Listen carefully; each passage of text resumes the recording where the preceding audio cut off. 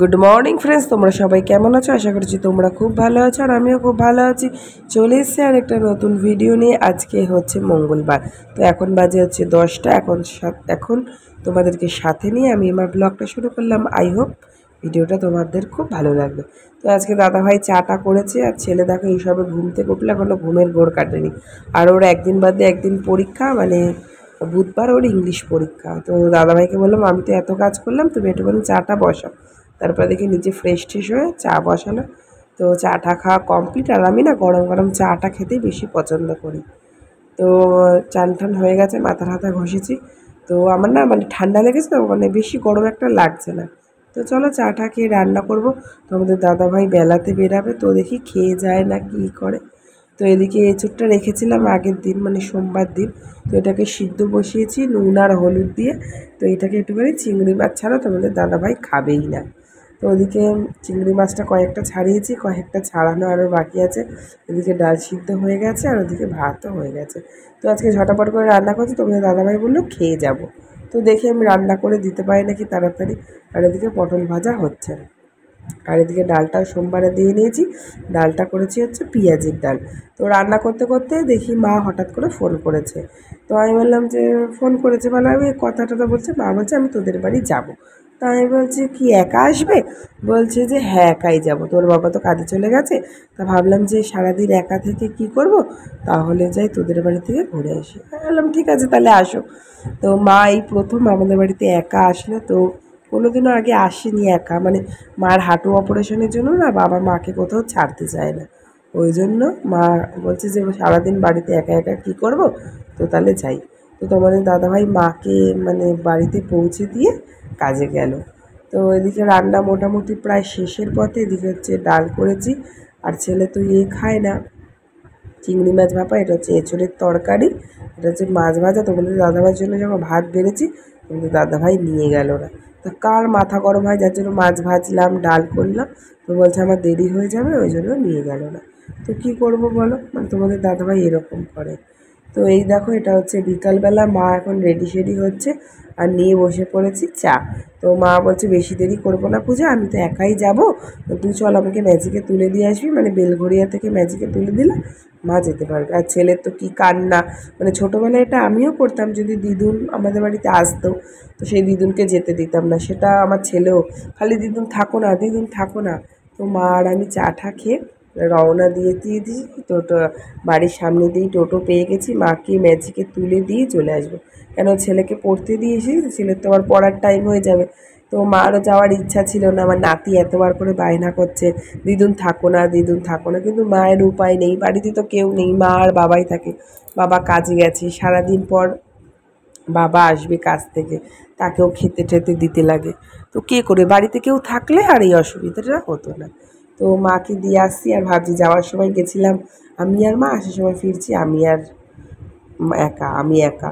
তো দেখো ছেলে পড়ে টড়ে চলে এসেছে, তাই বললাম একটুখানি পড়তে বস। তো আর পড়তে বসার নাম নেই। তোমাদের দাদাভাই যে মাকে নামিয়ে গেছে এখনও বাড়িতেও আসেনি। তো এরকমটাই করে তোমাদের, বলছি ইংলিশ পরীক্ষা তুই একটুখানি পড়। আর আজকে পড়েছে মারাত্মক গরম। তো দেখো করবি এতগুলো দিয়ে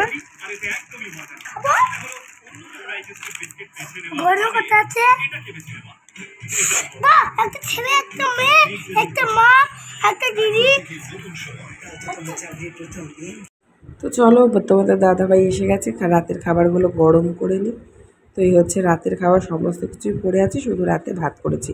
তো তাড়াতাড়ি খেয়ে শুয়ে পড়তে হবে, কারণ ছেলের আবার কালকে পরীক্ষা, ইংরাজি পরীক্ষা। কী করবে জানি না। তো ওদের এত প্রশ্ন টাফ আসছে, কী করবে জানি না। তো চলো ঝটাপট করে খাবার দাবারটা খেয়ে নিই।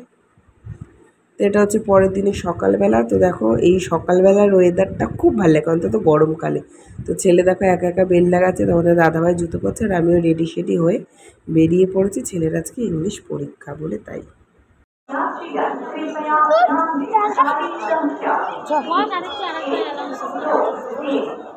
ইংরাজি এই যে ইংলিশ পরীক্ষা দিয়ে হাঁপিয়ে গেছে।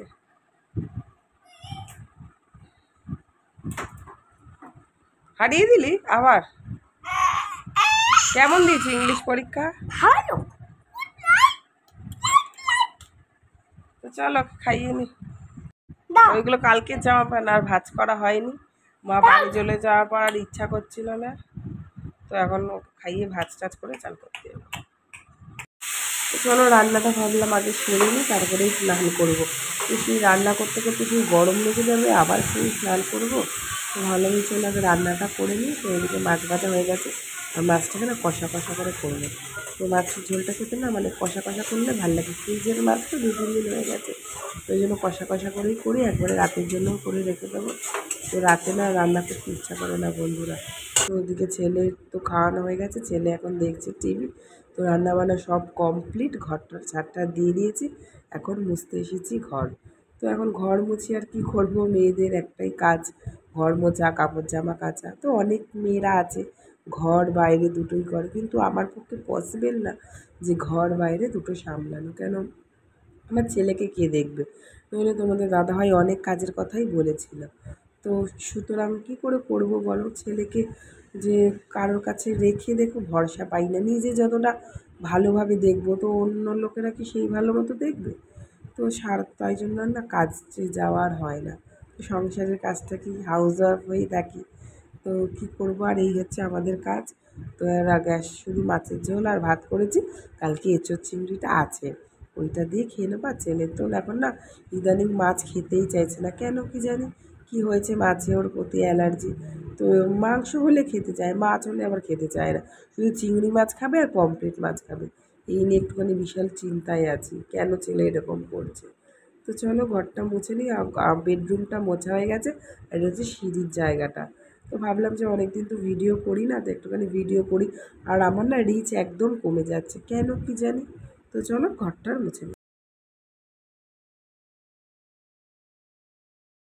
তো স্নান টান করে চলে এসেছি, পুজো অনেক দিন পর পুজো দিলাম। তো পুজো টুজো দেওয়া হয়ে গেছে। তো আজকে এই সময় মা ছিল, তো মানুষ কতটা মানে পাখির মতো, আজকে এখানে কালকে সেখানে। মা খাচ্ছে আর বলছে যে আমার আজকে তোদের বাড়ি খাওয়ার কথা ছিল না, তো তোদের বাড়ি এসেই খাচ্ছি। তো কালকে এই সময় মা ছিল, আজকে আর মা নেই। তো যাই হোক, তো মানুষ হচ্ছে পাখি, কখনো এখানে কখনো সেখানে কখনো ওখানে। তো চা খাচ্ছি একা একা, স্নান টান হয়ে গেছে, ওদিকে ভাতটা বসিয়েছি। আর একটুখানি ঢ্যাঁড়স কটা ছিল, যেন ঢ্যাঁড়স সিদ্ধ দিয়েছি। তো ছেলে দেখো ব্যায়াম দেখাচ্ছে, ওদের স্কুলে নাকি ব্যায়াম করায়, সেটা নাকি দেখাচ্ছে। এইভাবে শেখায়, আর কি শেখায়, এটা এটাকে কী ব্যায়াম বলে? যোগা। যোগা।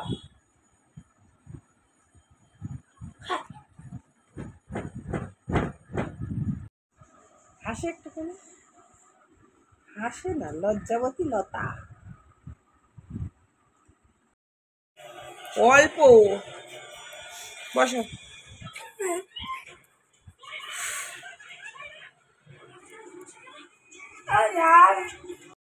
ছেলেকে ভাত খাইয়ে আমিও ভাত টাত খেয়ে নিয়েছি। তো আর বাসনটা মাজিনি, রেখে দিয়েছি সন্ধ্যেবেলা, সন্ধ্যা টন্ধ্যা দিয়ে চা খাওয়ার সময় মাজবো।